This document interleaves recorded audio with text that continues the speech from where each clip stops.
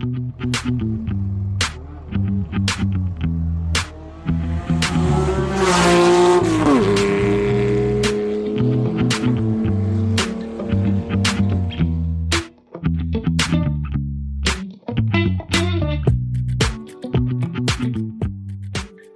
this is Andy. Welcome back to Road to Redline. Hi, Andy. How you doing? Yeah, all good. We got Lee with us. I am indeed here. How are you doing, gents? Yeah, not too bad. Good. So we're launched. Yes. Scary times. It's weird, isn't it? It's so weird, like seeing the search on Spotify and like we actually come up. It's got very real all of a sudden. We're no longer dicking around in Andy's kitchen of an evening. I think it's the iPhone one that gets me. Just the obviously that's on every iPhone going, and you sort of you hit the podcast button and quick search and there we are. It's alongside all the big ones I listen to, and that's kind of what feels most strange, I think. Yeah, we did well getting into the rankings in that first few days. What's the stats, Andy? You're the stats man for this sort of stuff. I think we're up to around about 1,400, something like that. 1,400 downloads now. That is so good, isn't it? Yeah, did 1,000 in the first 5 days. So yeah, it was pretty amazing. So thank you very much to everybody for listening. We better get on and record some new content then. Well, yeah, we've had some technical issues, but I think we're finally getting there. Yes, that is the other thing I feel we should point out, because we do aim to bring a new podcast every week, of course. We're aiming for Sundays at the moment, give or take. However, we have had a few issues this week, haven't we, gents? Is it 3 failed interviews due to technology / blame Andy? Yeah. Cheeky bugger. It has been a little bit of a nightmare, hasn't it? But we think we are out the other side. Yes. Yeah. I think it's just the battle of remote recording, isn't it? It's been a bit of a learning curve. We were set up for in-house recording, and then all the remote stuff we had to go back to square one. But I think, like I said, I think we cracked it. Yes, definitely. Yeah. So kit has been bought, tech has been tried, and we are, roughly speaking, ready to go again. Thank you, incidentally, to everybody listening at home, to everybody that's given us feedback. Your feedback really does mean a lot to us. It's the best way we can learn by hearing off you people at home. So thank you. Keep it coming. Also, drop us a line via the usual social media channels. Road to Redline's Instagram is at road.to.redline.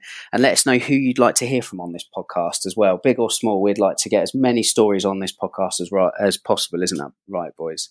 Yeah, all stories are good. Talking of stories, we've asked on Instagram for listeners' rides. So people have given us their story and some pictures. We're going to start posting those up on Instagram so that you can see who the other listeners are. Absolutely tops. Is there any other housekeeping, boys, or shall we dive into our lined up interviewee? Well, yeah, I think we should do. I think Joe could do a nice introduction into who they are and what they do.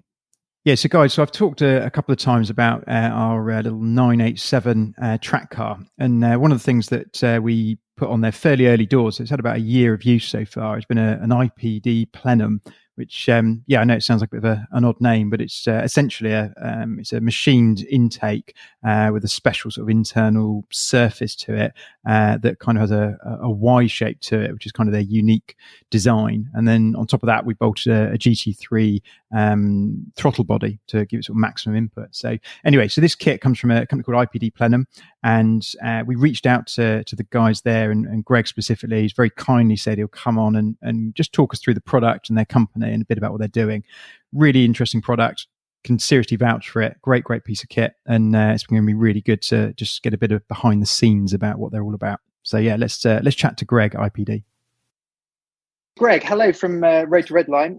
We've got you on today to have a chat about IPD and obviously their products and the sort of thing that you guys have been up to, past, current, and hopefully maybe a bit of future as well. So welcome to Road to Redline, Greg. Thank you very much. Thank you for having me. Looking forward to this. Excellent.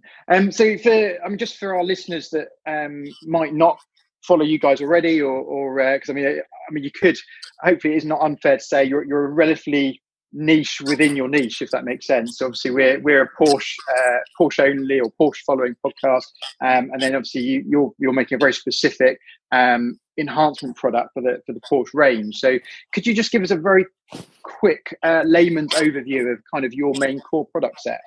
Yeah, absolutely. Again, our product caters to the water-cooled era, so 1999 on up. And what the IPD Plenum does is it replaces the factory black plastic T intake with our cast aluminum Y design intake, which, it seems pretty, straightforward and common sense that, you want to improve laminar flow and maximize air velocity while minimizing air turbulence.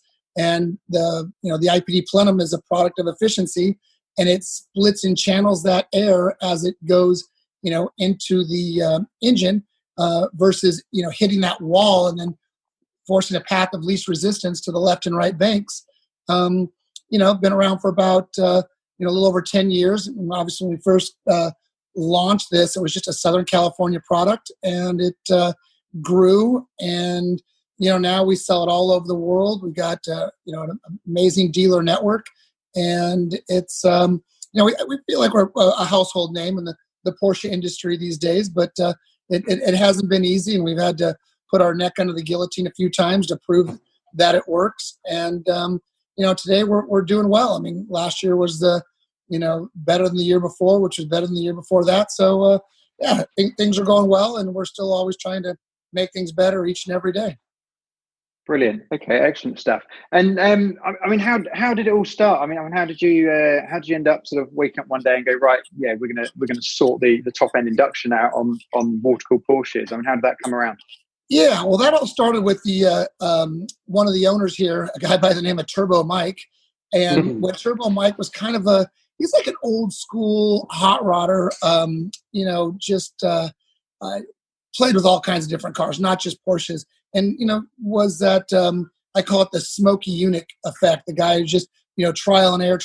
This is before CAD. This is before, a lot of the technology that we have at our disposal now. And he would, he saw the T intake and thought, that seems less than ideal, less than optimum. And he just started he took the factory intake, what Porsche calls the air diffuser or air distributor, and he essentially put like a shoehorn in there that was bonded in there, and that was splitting and channeling the air. And he's like, wow, it actually seems like it's working. But what was happening as you created that merge with the splitter, it was coming up and it was kind of choking the inlet. So he put his money where his mouth was, and he said, well, I'm going to start with the casting, and I'm going to machine it, and I'm going to see what works. And lo and behold, he got even more power. And then over the years, played with the design. There's been a lot of tweaking.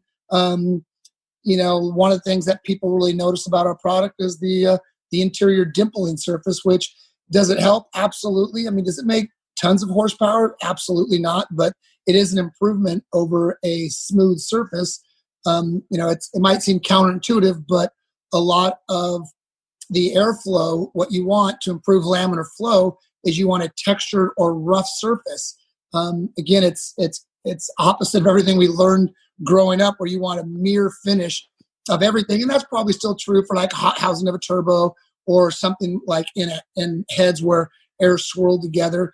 But as far as pure air flowing down a pipe, the dimpling aids in that airflow more so than if it was smooth, in the same principle as a dimpled golf ball will travel farther than a smooth golf ball.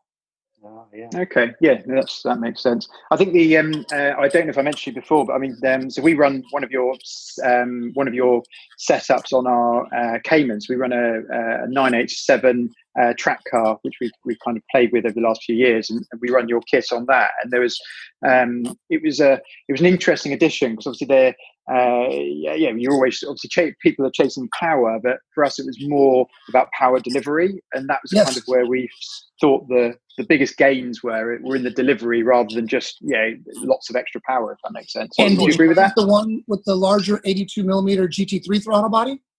That's it. Yeah, exactly that. Good. So we run the GT3 throttle body on it. Perfect. Yeah, that is a big thing with a lot of our products. Give you the option to either run the factory, whether it was a 68 or 74 mil throttle body, but most people go with the larger throttle body. The greater airflow with the improved design of the plenum kind of go together like peanut butter and jelly.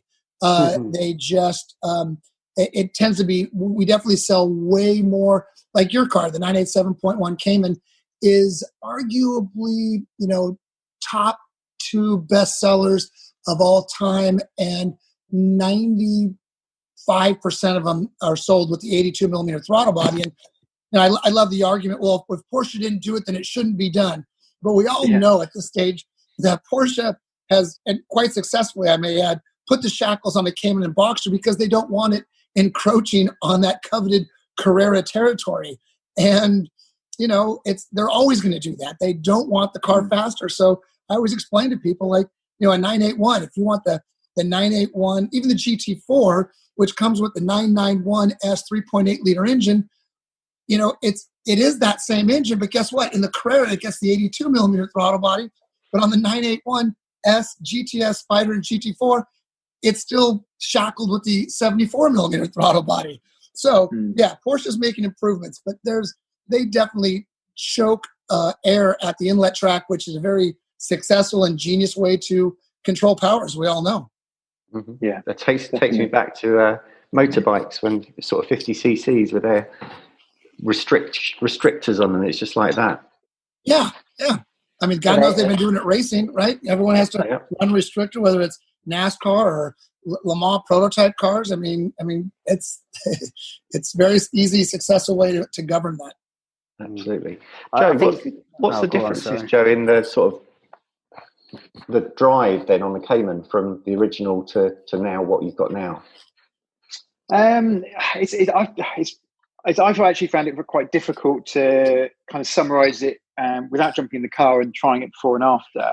It's quite difficult to explain. I think it's, when I say delivery, I think we find we get a much sort of smoother power curve to it, and I think that was the most noticeable thing, was that the delivery of power was a lot more linear and a lot more predictable. I don't know if that makes sense. Yeah, we hear that all the time. Absolutely. I think, Greg, as well, like a positive of this, I mean, I see it a lot through what we do in the cars that we feature in the magazine, particularly 996, 997. It's a popular product because, again, like the M96, M97 engines, people are really reticent to fettle with them too much. But this is something that you can do along with exhaust at the other end. It's just all about getting the car breathing better, isn't it? And it's not to the detriment of reliability of the engine. And then also you can always whoop the thing off if you ever wanted to put it back to stock, because over in Europe, what we have a lot more here is a preference for stock specification compared to you guys. I know you guys you're doing it right because you guys are happy to modify cars and believe they should be done. But here, where people tend to like stock, I think that's with the IPD Plenum, you can put it back to stock and it's happy days, Absolutely. And don't get me wrong. I mean, I live in California, and we have some pretty strict laws here as well with our smog. But like you said, it's easy to take on. It's easy to take off. One nice thing is it doesn't impact it'll pass a sniffer. Like, it doesn't make the emissions any worse, but it would fail a visual. But with like some of the newer cars, you can't see this. It's all buried underneath the rear cladding of the car. I mean, God forbid you get like one of these smog Nazis that want to, assume the risk of taking apart your Cayman or Boxster interior to gain access to your engine compartment to do a visual inspection. I mean, and even the new stuff, all the new turbos. I mean, my God, you have to be a Porsche tech to get in there. So. Well, that's something I wanted to ask you. Yeah, that's something I wanted to ask you, Greg, to be honest, is, I mean, yes, by definition of the popularity of 996, 997 and 987, I'm sure you sold lots of those. But for 991 onwards, where Porsche has deliberately made it nigh impossible for anybody to actually get to the flat six, how popular have the products been for you guys? Surprisingly popular. I'm always blown away. I think back in the day, more people seem to be a lot more reticent to mod their Porsches than they were, 10 years ago. And I think there's other companies like IPD who have also have the products out there that, a lot of consumers have more faith in the quality of high performance aftermarket products for late model Porsches. I think that, what happens with us is when cars were coming off warranty, we would see like a little spike in those sales. But now we have so many guys who, hey, I put your IP product on my 996, then I got a 997, then I got a 991. So I am blown away at how many people I go, hey, I'm like 2 weeks back ordered on these, but I'll get it out as soon as oh, no, my car's still in Germany. I don't take delivery of it for 3 months. I just want to make sure I get it from you. And I've ordered 3 before. It just, it makes me feel good inside, obviously, that, people have that much, faith in our product and enjoyed it that much. But yeah, new cars, old cars, it seems that it hasn't really, people are very willing to just ignore their warranty and just dive right into it. Why, Gregory, why don't you think that Porsche has perhaps looked at what you guys are doing after the success of the product on the earlier cars, and then with, like, say, the 991, for example, just taken that technology or done their own version of it? Why do you think that's Well, I'll tell you what, that is the $1 million question, probably the question we've been asked more than any other question. And the simple answer is I have no idea, but my thought process behind it is Porsche, like any other car company, they develop and design and make a car that is good enough for that niche market. Like, hey, here's the Carrera for these people. Here's the Carrera S for these people. Here's the GTS for these people. Here's the GT3. So they make a bunch of different offerings to scratch each of those, proverbial itches in that market. And I think, we know that Porsche could put lighter wheels on. We know they could put, better tri-metal cats that could flow better and make power. We could, they even, reduce the weight of your rotating assembly, but they want to make an engine and a car that is good enough for that target market. So I always make the joke, the last time you let the engineers at Porsche do a zero compromise car, they came up with the 959, and we all know that nearly drove Porsche into bankruptcy, losing $80,000 to $100,000 on each car that left the factory. So, Porsche is the most profitable car company in the world because they are geniuses at building a car that's not only good and good enough, but just still exceeds all the customer expectations. But when they develop parts, they use it for future models and for future years. And, they make it good enough. Like I say, what we've done is we've just said, well, hey, there is room for improvement. But, did Porsche need that extra 15 horsepower? You would think they would, but again, I think their mission as a new car company is a little bit different than guys like ourselves who can never get enough. Yeah, no, I think you're right. We had a similar conversation with Alex Ross up at Sharkworks a couple of weeks back, and oh yeah, Alex is a great guy. Eggs, top man, absolute top man. And yeah, Sharkworks have a similar outlook on it, that even with the GT cars, they're built for a wide, in Porsche terms, a wide-ish audience that's the car can apply to everybody and has a certain kind of cost limit. Whereas if you then go to Sharkworks, and then obviously for more cost, you can get more of a honed product, and it's similar to what you guys are doing, really. And I think cost comes down to it massively, because the Porsche item is plastic, isn't it? Right. So yeah, I totally see how kind of Porsche continue doing what they're doing, which is obviously great for you guys, because at the same time, well, that leaves a massive market open for you guys to do your business. So it's good for absolutely. everybody. You got second owners, third owners. It blows me away. We still sell plenty of 1999, cable plenums for that, first year 996. I don't sell them. They're not flying off the shelf like they were, 7-8 years ago, but good Lord, they're still moving. No, that's good to hear. Maybe you'll have another one being sold after this one. That would be good. I'm okay with that. Absolutely happy days. I don't know if Joe, Andy, if you've got any questions you want to dive in on. Yeah, I was wondering what your role is, Greg. So we've heard about Mike that started the company, or started the sort of the introduction of the plenums. But what's your role personally? Personally, I am one of the owners, and I pretty much run the show here. I guess you'd call me a president, even though we all wear many hats. And I came on board with the company So backtrack even a little further. So when Turbo Mike first made this product, he was essentially driving around to the local shops, your speed galleries, your GMGs, your Stuttgart Performance, your Hergesheimers, a lot of those Southern California Porsche shops.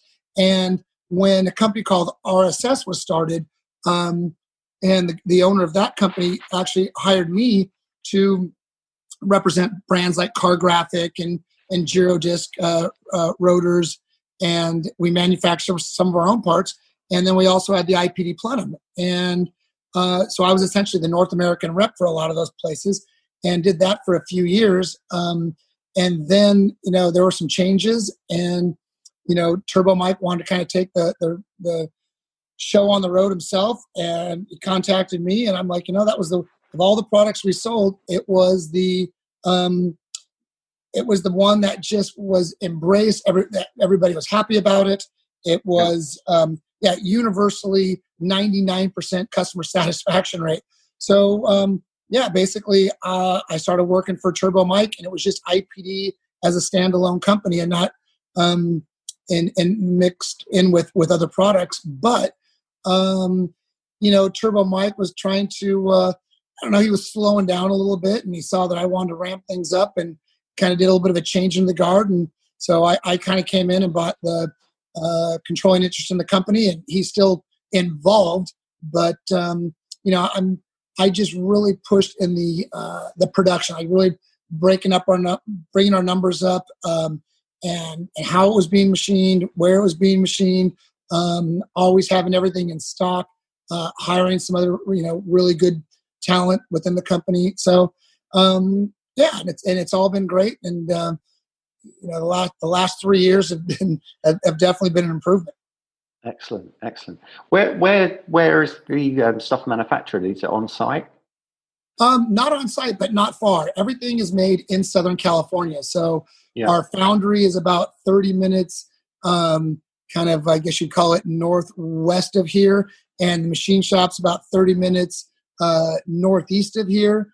And then everything comes here to Huntington Beach, where not only are we doing all the, sales and marketing and offices, but it's also we do the assembly. So, a lot of the castings are similar, but it might change whether it's an S or a non-S. It might change if it's a 74 or an 82 millimeter throttle body. So the fittings are different, and then but everything gets clean, deburred, ultrasonic, assembled, packaged, and shipped out of Huntington Beach.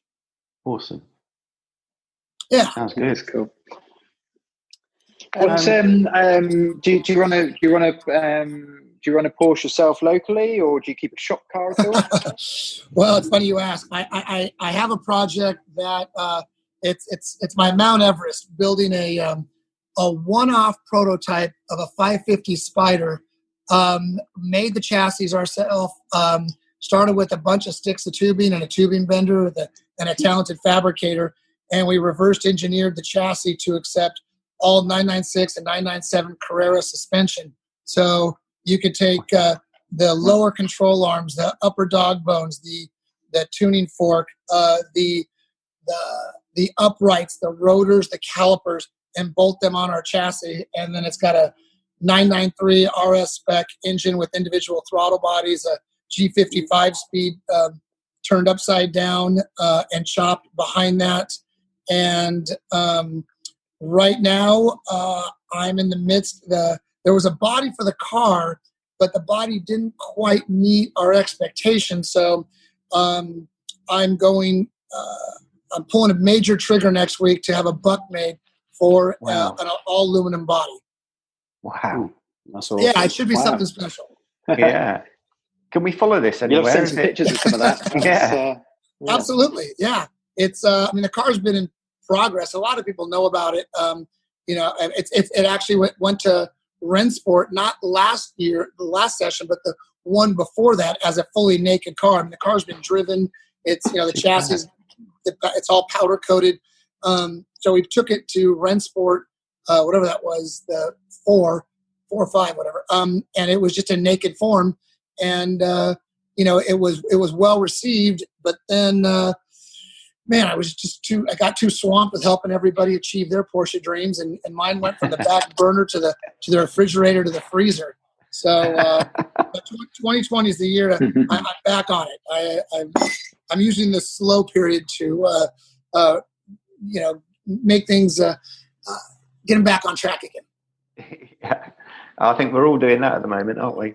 It's time to actually complete your own projects. You've got to kind of make hay on that side while you can. That's what I keep saying. Yeah, that's that sounds like a mad project. I'd definitely follow that through, because I think that sounds. I haven't heard anything similar. I mean, is there anyone else running anything remotely similar to that? Me? No, I mean, that's unfortunately, I probably shouldn't even admit this, especially on a podcast. But yeah, my daily driver is a Tesla. So, which again, I can't say enough good things about. But do not get me wrong, I'm as hardcore as anybody.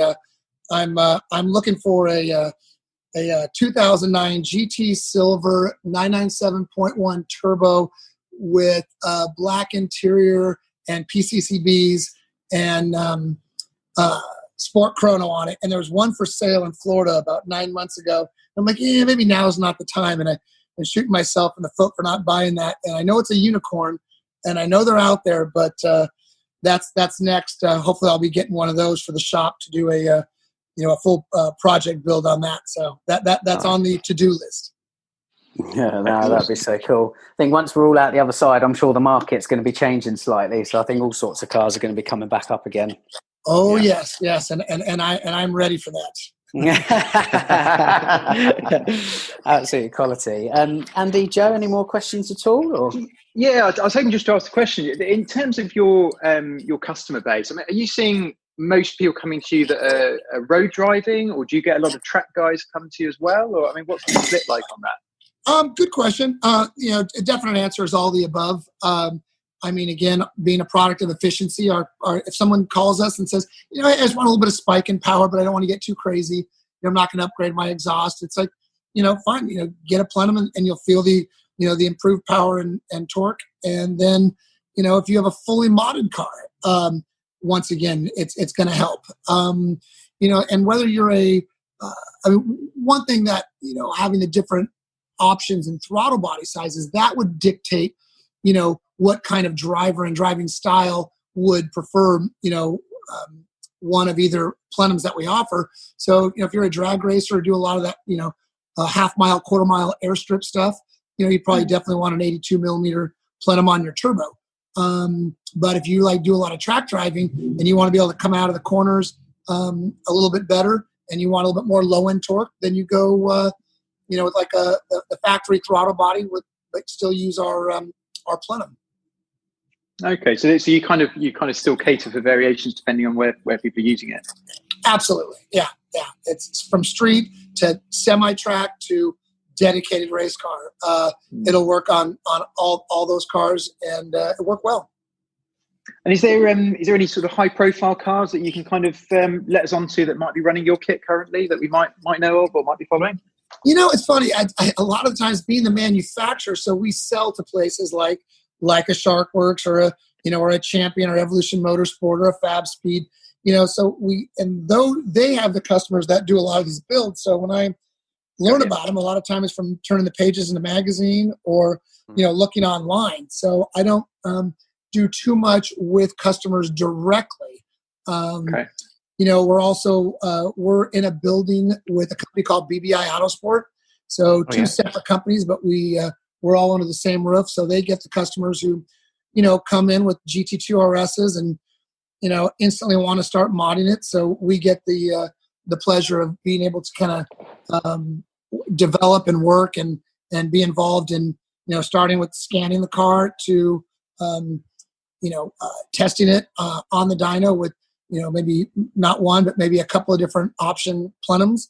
And it's they do full engine rebuilds. They do everything from track to street here. So we're kind of good technical partners, if you will. Yeah, I was going to say, I'll bet you've seen some cars then between the two of you there, because BBI's builds are absolutely world renowned, aren't they? So they are just crazy, some of that stuff. Yeah. And it's every car that leaves here that can, have a plenum, pretty much gets a plenum, and especially with the turbo stuff. All the plenums work well on all applications, but being that the turbos with forced induction, it seems that they work just a little bit better. But oddly enough, the percentage gains are still similar from an NA motor to a turbo motor. But as we know, this, being that percentage, you see it's easier to realize 30, even 40 horsepower with the plenum on a turbo, where an NA motor's 15 to 20, maybe 30.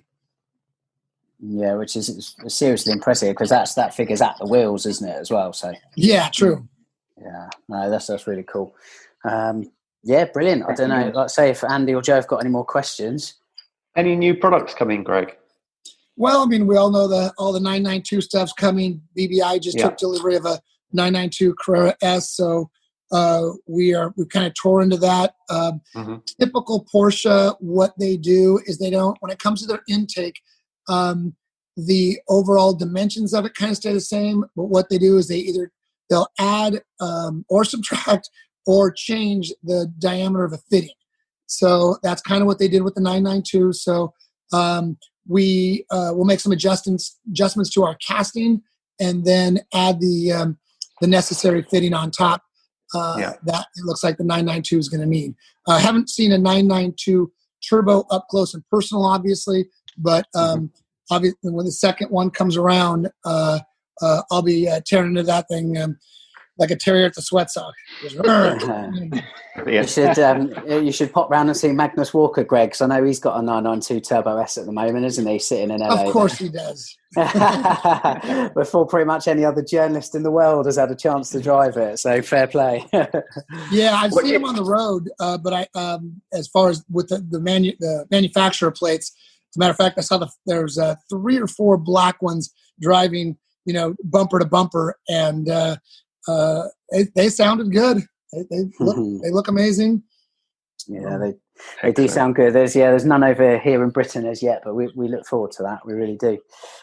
Greg, look, what an absolute pleasure it's been chatting to you today. We really appreciate your time here on Road to Redline, and we wish every success to you. Continue with IPD going forward. Oh, thank you. I appreciate that very much. Yeah, I enjoyed the conversation, and it's always nice, having a chat with people and not just exchanging emails all the time. Yes, absolutely. Yeah, definitely. No, really appreciate your time, Greg. Thank you again. Yeah, awesome. Likewise. Thank you, gentlemen. Enjoy your Easter weekend. And you. All right. Cheers, Greg. Brilliant. Thank you. Thanks very much. Bye. Speak soon. Cheers. Bye-bye. So, guys, that was great to hear, Greg. What do you think? Top man, absolute top man. And I'll tell you what was really good as well. It was nice to see someone who is clearly so passionate about his product.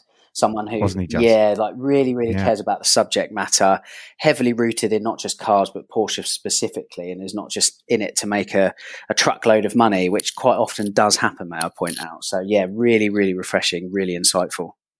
Yeah, it was great. I really enjoyed the bit about the 550. I want to find out more about that. It's just it sounds like a mad bit of kit, doesn't it? It does. Yeah. It's just like the Americans do it properly, don't they? Whereas over here in Europe and particularly us guys in the UK, we're all sticklers for OEM, aren't we? Generally, but no. Well, I think that's changing. I think a little bit. I do, yeah. But like particularly where values of these cars have spiked, it just makes people more reticent to fettle. Yeah, but that's all changing, isn't it? So, well, I don't know. I'm not so sure. Like I think people are willing to do stuff, but if it's reversible. But whether like the Yanks, they've never bought into that. They've always kind of subscribed to the mantra of making your car unique and your car yours. And I think we could do with taking a little bit out of what they do for sure. What do you reckon to the products? Obviously, it's quite a niche bit of kit, but it's quite interesting how they've got such a dedicated following where people are changing their cars and almost ordering their plenum before it even arrives. I thought that was quite cool. Yeah, they're definitely a manufacturer, aren't they? That's their thing. They're not just your general like shop that's doing this and that. That is what they do. They make plenums, and that's what they stick to, and that's what they do well. Yeah, and I have to say, I've seen plenty of project cars over the years that feature the IPD plenum. It's almost like a go-to feature, as Joe was saying, and I think it's for good reason. Really, it's a proven product, and again, it's been derived from passion, isn't it? Yeah, I was reading up that the Pikes Peak car that BBI built last year. That's got the IPD Plenum on it. Okay, fine. Well, it's funny, after the chat with Greg, I was having more of a detailed perusal of the website, and I found one for the 996 cable cars.